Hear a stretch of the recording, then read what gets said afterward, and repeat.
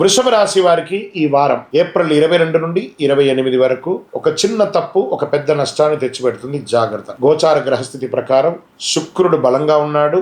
బుధుడు మీ కమ్యూనికేషన్ పెంచుతున్నాడు.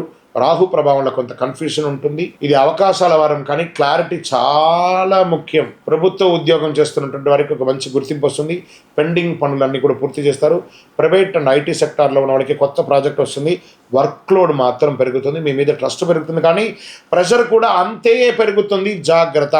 ప్రమోషన్ గురించి మాటలు మొదలవుతాయి. వ్యాపారం చేస్తున్న వారికి ఈ వారం ప్రాఫిట్ స్ట్రాంగ్గా ఉంటుంది. కొత్త క్లయింట్స్ వస్తారు. క్యాష్ ఫ్లో ఇంప్రూవ్ అవుతుంది. కానీ ఓవర్ కాన్ఫిడెన్స్ వల్ల లాస్ వచ్చే అవకాశాలు ఉంటే డెట్స్ క్లియర్ చేసుకోండి.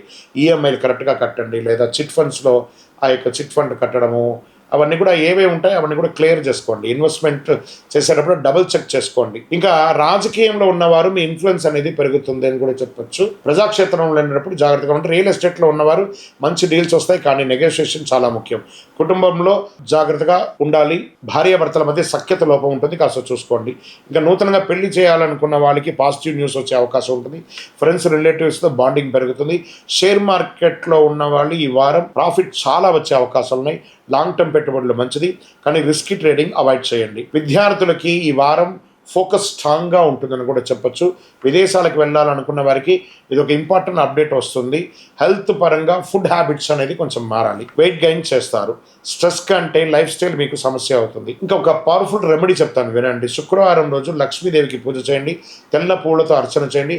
ఓం శ్రీ మహాలక్ష్మి అని చెప్పేసి 108 సార్లు జపం చేయండి. ఈ పరిహారం వల్ల మీకు ధనలాభం మరియు శాంతి ఇస్తుంది. వృషభ రాశి మిత్రులారా, ఈ వారం మనీ ఫ్లో గ్రోత్ అవకాశాలు అన్నీ ఉన్నాయి, కానీ మీరు తీసుకునే ఒక నిర్ణయం మీ లాభమా నష్టమా నిర్ణయిస్తుంది. ఇది గుర్తుపెట్టుకోవాలి మీరు.